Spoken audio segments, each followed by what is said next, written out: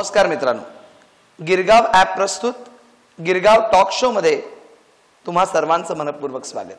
मित्रांनो, सध्या झालंय कसं की प्रत्येकाचं जीवन धकाधकीचं झालेलं आहे, त्यामुळे इथे गप्पा मारायला कोणाला वेळ नाहीये। अहो, पण तुम्हाला गप्पा मारायला वेळ नसेल तर आम्ही तुमच्यासाठी कोणाला तरी इथे गप्पा मारायला घेऊन आलोय। मित्रांनो, आपण म्हणतो ना, चैत्र वैशाख ज्येष्ठ आषाढ आणि श्रावण ऋतुचक्रातला आणि मराठी महिन्यांप्रमाणे सलग 5वा महिना म्हणजे श्रावण। आणि श्रावण महिना म्हटला की अर्थातच तो व्रतवैकल्यांचा महिना असतो। त्यामुळे कुठल्याही शुभकार्याला सुरुवात करताना जसं आपण गणपतीला वंदन करतो तसंच आपल्या संस्कृतीमध्ये, आपल्या भारतीय संस्कृतीमध्ये व्रतवैकल्यांचं महत्त्व सांगितलेलं आहे। आणि याच संदर्भात आपल्याला मार्गदर्शन करायला, आपल्याशी संवाद साधायला आज आपण आमंत्रित केलेलं आहे गेली 40 वर्ष पौरोहित्य करणारे अस्सल गिरगावकर, आपल्या सर्वांचे लाडके देवधर गुरुजी म्हणजेच श्रीराम देवधर यांना। नमस्कार देवधर गुरुजी, आजच्या गिरगाव टॉक शो मध्ये तुमचं मनपूर्वक स्वागत आहे।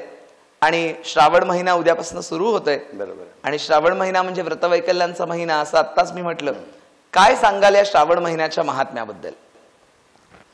आपण सुरुवात करताना गुरुजी म्हटलं तर आम्हाला नेहमी काही संस्कृत श्लोक म्हणून बोलायची सवय आहे। ब्रह्मणस्पतिरित्याख्यम वेदेषु प्राप्तवानसी अंबाम प्रदक्षिणीकृत्य स्वमतीर्दर्शिता प्रभो। अमावास्या आज आहे, त्याला दिव्यांची अमावास्या असं म्हणतात। घरोघरी सकाळी आणि संध्याकाळी आपल्या घरातले दिवे स्वच्छ घासून पुसून देवांजवळ लावल्या जातात, आणि एवढे सगळे दिवे लावल्यानंतर अर्थातच आपलं घर प्रकाशमान होतं। बरोबर, म्हणजे हा अंधाराचा नाश करणारा जरी दिवस असं म्हटलं तरी अतिशयोक्ती होणार नाही। आणि उद्यापासून होणारा श्रावण महिना, बरोबर, श्रावण मासाचं धार्मिक दृष्ट्या जर महत्वाचा विचार जर मांडायचं झालं तर प्रतिपदेपासून पौर्णिमेपर्यंत आणि पुन्हा प्रतिपदेपासून अमावस्येपर्यंत सर्वच दिवसांना काही ना काहीतरी महत्त्व सांगितलेलं आहे। बरोबर। आपण काही त्यातल्या विशिष्ट सणावारांचा विचार नक्कीच करूया। श्रावण महिना हा सणांचा महिना म्हणतात, आणि श्रावण महिन्यामध्ये नागपंचमीचा सण येतो। आणि नागपंचमी म्हटल्यानंतर नागाला दूध व्हायचं का नाही व्हायचं या संदर्भात अनेक समज गैरसमज आहेत। तर या सणाला वैज्ञानिक बैठक सुद्धा काय आहे, आणि नागाला दूध वाहणं हे योग्य आहे का अयोग्य ते आम्हाला जाणून घ्यायला आवडेल।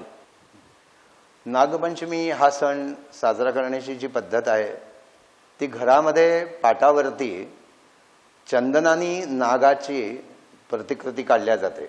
9 नाग त्याच्यामध्ये काढल्या जातात। बर। आणि त्या नागांना लाह्या, गंध, अक्षत, फूल अशा पद्धतीने पूजा केल्या जाते। आता जेव्हा प्रतिकात्मक पूजा होते त्यावेळेला नैवेद्य दाखवला जातो, तो दुधाचा नैवेद्य दाखवला जातो। बर। आता तिथे काही खरा नाग नाही आहे, प्रतिकात्मक आहे। नागाचं पूजन एवढंच असं सांगितलेलं आहे। हा शेतीप्रधान देश आहे।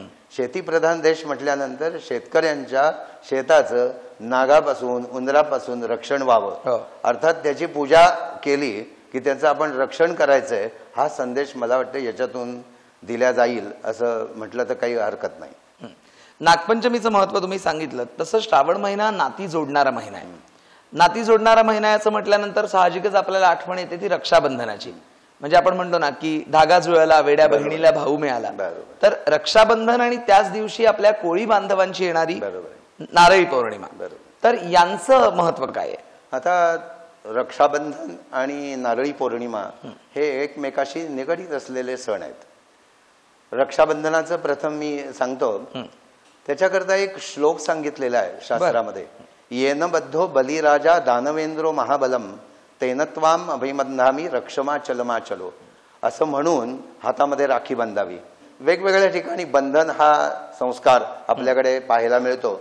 याचा अर्थ एकमेकांनी एकमेकांचं रक्षण करणं हा त्यातला मुख्य गाभा आहे, तो भाव आहे। आणि तो समाजामध्ये या सणावारांच्या निमित्ताने जोपासला जावा, त्याची माहिती व्हावी, एवढं जरी त्या सणातून समाजापर्यंत ही माहिती पोहोचली आणि समाजाने त्याची जर विचारसरणी करून त्याप्रमाणे वागायचं ठरवलं तर समाजामध्ये आज दिसलेले ज्या गोष्टी काही दिसतात त्या बाजूला होतील आणि समाज एकसंघ राहायला निश्चित या सणावारांची मदत होईल। हा झाला रक्षाबंधनाचा भाग।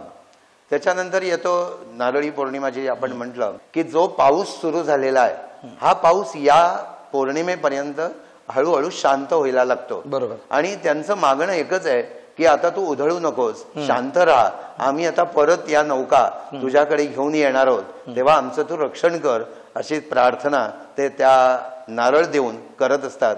मला वाटतं सर्वांनीच त्याच्यामध्ये सहभागी व्हावं, कारण समुद्राशी संबंध सर्वांचाच आहे. थोडक्यात सणावाराच्या माध्यमातून आपल्याला या पंचतत्वांचं पूजन केलेलं पाहायला मिळतं. पृथ्वी, आप, तेज, वायू, आकाश या सर्वांना एकत्रित करून या सर्वांचं पूजन करताना निश्चितच सर्व समाजाचं, राष्ट्राचं कल्याण व्हावं हाच हेतू या सणावारातून पाहायला मिळतो असं मला वाटतं. खूप छान सांगितलं तुम्ही श्रावण महिन्याच्या या सणांबद्दल. आणि गिरगाव म्हटल्यानंतर दहीहंडीचा सण, आजचा जे आपण म्हणतो की पारंपरिक उत्सव जो आहे दहीकाल्याचा उत्सव, अर्थात श्रीकृष्ण जन्माष्टमीचा उत्सव, तर या कालाष्टमी बद्दल आणि दहीहंडी बद्दल काय सांगाल? थोडक्यात त्याच्याबद्दल असं सांगता येईल, कृष्णाष्टमी या दिवशी कृष्णाचा जन्म झाला. कृष्ण जन्म हा उत्साहाने सर्वत्र साजरा केला जातो. देवळामध्ये खास करून पाळण्यामध्ये बालकृष्णाची मूर्ती ठेवून पाळणा म्हटल्या जातो आणि छोटीशी हंडी लावून त्या ठिकाणी दही हंडी साजरी केली जाते. आता कृष्णाने जे दही लहानपणी आपल्या सवंगण्यानं घेऊन घराघरामध्ये जात असे आणि दही लोणी याची आवड त्याला होती आणि म्हणून घरामध्ये जे शिंकाळ होतं, आता शिंकाळ शब्द इथे स्पष्टीकरण करता येणार नाही, परंतु शिंकाळामध्ये ती भांडी ठेवल्या जात असत. ते दही अंडी काढण्याकरता एकमेकांवरती उभे राहत असत आणि आतलं शिंकाळ्यातलं दही लोणी असं काढून स्वतःच ते फस्त करत असत आणि घरातून हे सर्वजण बाहेर पडत असत. या निमित्ताने दही काला हा जो विषय आहे हा कृष्णाष्टमीच्या दुसऱ्या दिवशी साजरा करण्याची सर्वत्र प्रथा निर्माण झाली. आणि मला वाटतं आज गिरगावमध्ये विशेषतः दही अंडीचा उत्सव बाहेरून पाहायला येणारे लोक, केवळ बाहेरून नव्हे देशाच्या बाहेरून सुद्धा इथला दही अंडी उत्सव मुद्दामून पाहायला येतात. तरुण मुलं याच्यामध्ये खास करून विशेष सहभागी आपल्याला पाहायला मिळतात आणि उंच उंच अंड्या कशा पद्धतीने मनोरे करून त्या फोडतात हेही पाहणं गमतीशीर असतं. बघता बघता श्रावण महिना सरत जातो आणि आपण पिठोरी अमावस्येपर्यंत येऊन पोहोचतो. अमावस्या म्हटली की ती अशुभ असा कुठेतरी एक गैरसमज लोकांच्या मनात असतो. तर या पिठोरी अमावस्येचं नेमकं काय महत्व आहे ते आता आम्हाला सांगा. तुम्ही पिठोरी अमावस्या असं म्हटलं, अमावस्येच्या दृष्टीने लोकांच्या मनामध्ये दोन विचार वेगवेगळे येऊ शकतात. अमावस्या या शब्दाचा अर्थच वेगळ्या अर्थाने काही वेळेला घेतला जातो, परंतु अमावस्या म्हणजे वाईट दिवस नाही, तो देवीच्या पूजनाचा दिवस आहे. आणि वेगवेगळ्या अमावस्यांचा जर विचार केला तर आपल्याला लक्षात येईल, दिव्यांची अमावस्या, पिठोरी अमावस्या, सर्वपित्री अमावस्या, लक्ष्मीपूजन ती अमावस्याच आहे, दिवाळीतली असं सर्व जर विचार केला तर ही अमावस्या जी पिठोरी अमावस्या आहे ती मातृदिन म्हणून आपल्याकडे केला जातो.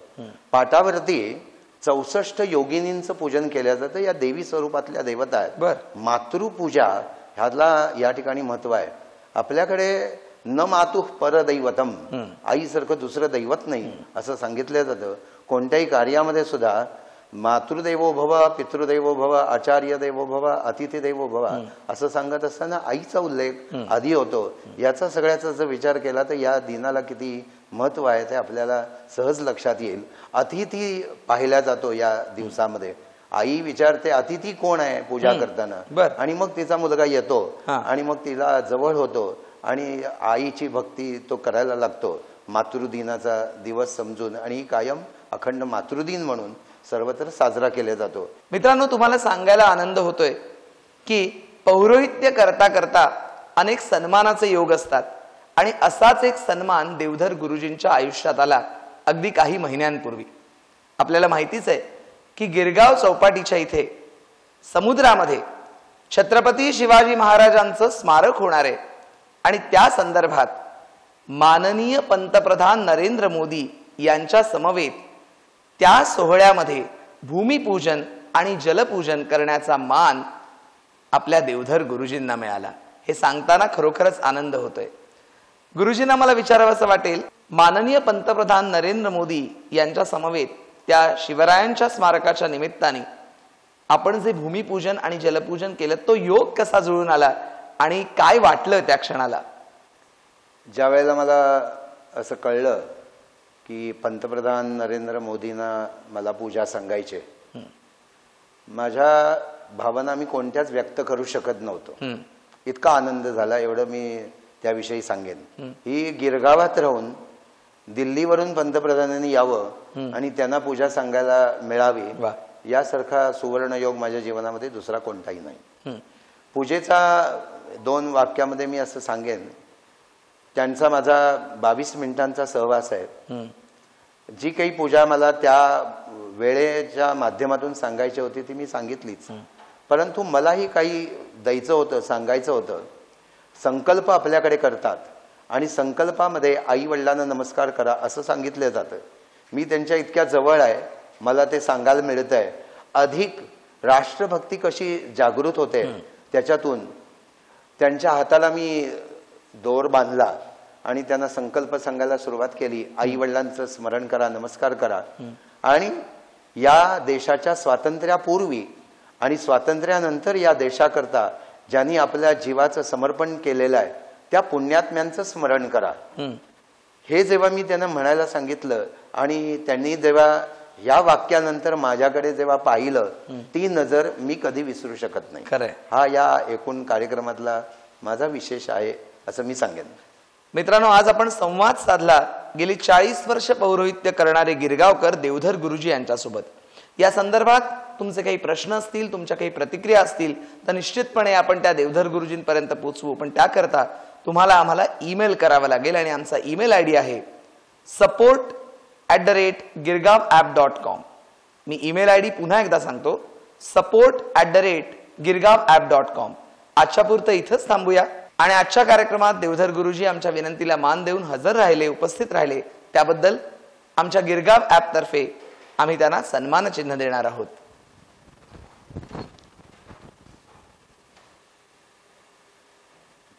दीर्घानागानद्यो गिरयस्त्रीणि विष्णुपदानि च तेनायो प्रमाणेन पुण्याहं दीर्घमायुरस्तु.